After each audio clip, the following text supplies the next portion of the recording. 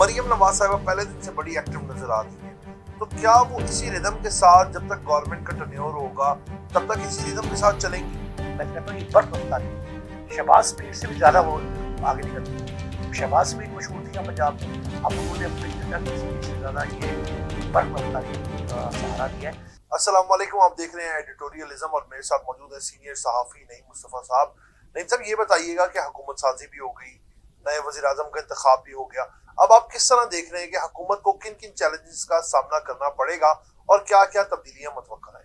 देखिए, चैलेंजेस से पहले अब्दुर्रहमान जो सूरत हाल इस वक्त है ना, अभी सदारती इलेक्शन होंगे, अहम जो पुलिसरात है इस इत्तेहादी हुकूमत जो बनी है वफाक में या सूबे पंजाब में, इनको सबसे बड़ा जो चैलेंज होगा ना वो तो है अभी सदारती इलेक्शन। आसिफ अली ज़रदारी साहब इनके मुतफ़िक़ा उम्मीदवार होने जा रहे हैं और उनका मुकाबला जो है बड़ी भारी भरकम सियासी शख्सियत से होना है आज के हिसाब से। तो उस सूरत हाल में ये एक अजीब अहम उनका जो इम्तिहान है उससे उन्हें गुजरना है।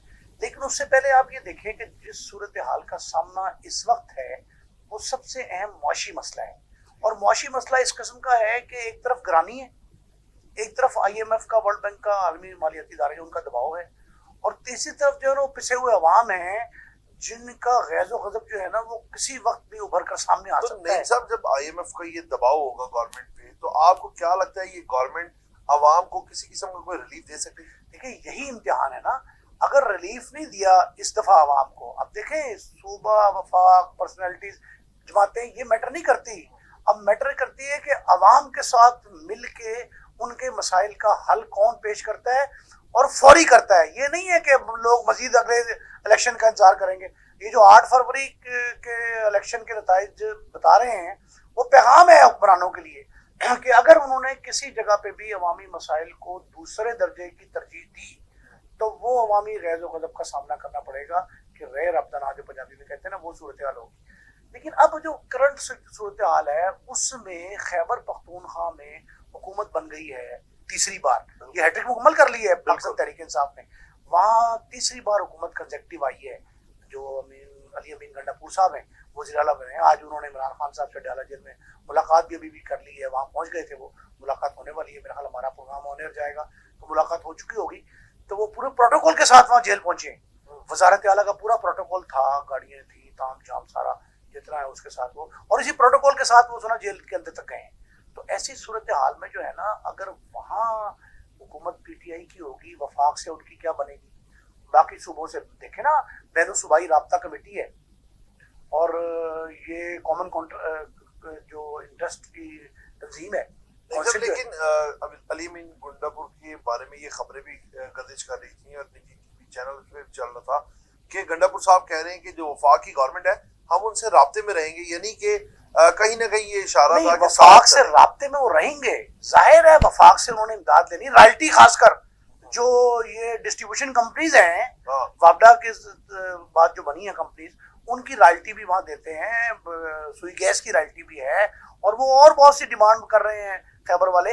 लेकिन उसके साथ साथ देखें, वफाक से ताउन तो करना चाहिए, सूबों का जो आईनी इख्तियार है उसमें रहना चाहिए और इख्तियार से बाहर नहीं जाना चाहिए। उसमें आइन में ये दर्ज है कि सूबे क्या बिहेव करेंगे, किस अंदाज से वफाक कैसे चलेगा उनके साथ, ये सारा आप सूबों के आपस में जो बाहमी ताल्लुकात है वो कैसे होंगे, ये आइन में दर्ज है। लेकिन एक बात बड़ी अहम है जो मुझे बड़ी खास एक इत्तला मिली है और बड़े मोतबर ज़राए से मिली है, वो ये है कि खैबर पख्तूनख्वा में बहुत कम सीटें ऐसी हैं जो PTI के अदरवाइज हिमायत याफ्ता जो नहीं थे उनके हाथ में आई हैं, और दूसरी जमातों को जो मिली हैं, जो इनके मुखालफिन थे, जो जीते हैं, बहुत कम तादाद में जीते हैं, ज़्यादा ये लोग जीते हैं। लेकिन जहाँ JUI, ANP, पीपल्स पार्टी, नून लीग, TLP, जहाँ भी जिसको सीटें मिली हैं चंद एक, जहाँ PTI के उम्मीदवार हारे हैं, PTI बैक्ड उम्मीदवार जो थे, जो उनको हिमायत से थे, जो हारे हैं, शिकस्त का सामना करना पड़ा है, उनके लिए जो है ना ये कोशिश हो रही है कि उनके दोबारा गिनती की जाए, या फॉर्म 45, 47 का जो मसला था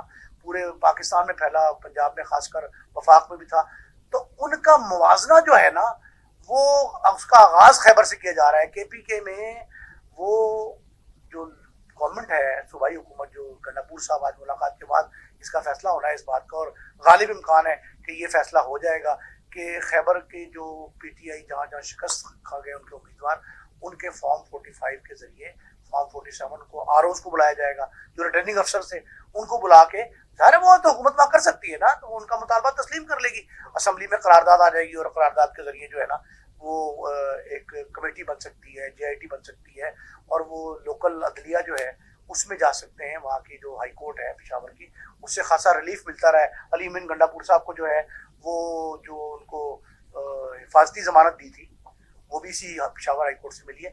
तो इस सूरत हाल में जो है ना ये किसी न किसी तरीके पे ये फॉर्म 45-47 का जो तनाज़ा है उसके तनाज़े के हल के लिए जो आगाज़ होने जा रहा है वो खैबर पख्तूनख्वा से होगा, और ये एक बाकी सूबों में भी ये एक मिसाल बन सकता है, वफाक में मिसाल बन सकता है, और उसका जो रिजल्ट निकलेगा वो नताइज मेरा ख्याल है कि बड़े हौलनाक मुझे दिखाई दे रहे हैं। ये एक अहम मसला है। तो नईम साहब ये आप बताएं कि एक तरफ तो KP की गवर्नमेंट जहाँ पे अली अमीन गंडापुर साहब पहली बार वज़ीर आला बने हैं वो कैसे साबित होंगे, और दूसरी जानिब आप पंजाब सबसे बड़ा इस टाइम पे नशिस्तों के लिहाज से देखा जाए तो सूबा है, मरियम नवाज साहिबा पहले दिन से बड़ी एक्टिव नजर आ रही हैं, तो क्या वो इसी रिदम के साथ जब तक गवर्नमेंट का टर्न्योर होगा तब तक इसी रिदम के साथ चलेंगी?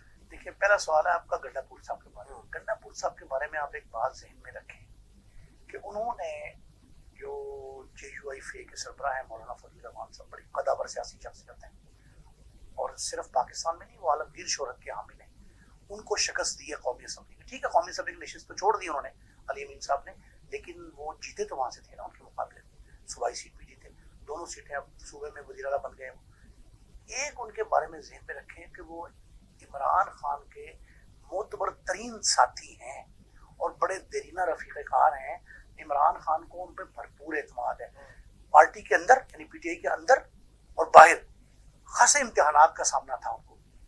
सबसे पहली बात है इख्तलाफ बहुत सारा हुआ, खुद KP के में जो PTI है उसकी तंजीम, सूबाई तंजीम का और इनका, लेकिन उन्होंने साथ बखूबी निभाया इमरान खान का, बहुत निभाया, और वो आखिर वक्त तक उनको जो मुसीबतें उन पे आई, साने 9 मई के मुकदमात और बहुत सारे केसेस उन पे हैं उनमें जिनमें उनकी हिफाजती जमानत हुई है, वो सारे के सारे केसेस के बावजूद पुलिस रात था, पूरा तकनीकी पुलिस रात था सियासत का।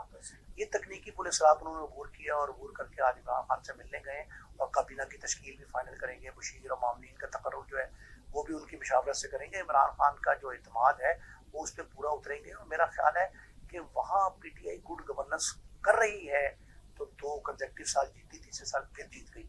वहाँ ये पहली दफ़ा है, तजर्बा आज तक नहीं हुआ कि एक ही सियासी जमात 3 कंसेक्टिव इलेक्शन जीतती हो। MMA एक इत्तेहाद बना था मजहबी जमातों का, वो रह गया, ANPI, JUII, ये सारे इख्तियार में जितनी बार आते रहे। फिर वो जो पीपल्स पार्टी के आफ्ताब शेरपाव साहब के वालिद जो थे वो हयात अहमद खान शेरपाव, ये लोग इख्तियार में रहे, लेकिन ये एक के बाद दूसरी बार भी जीत पाए थे।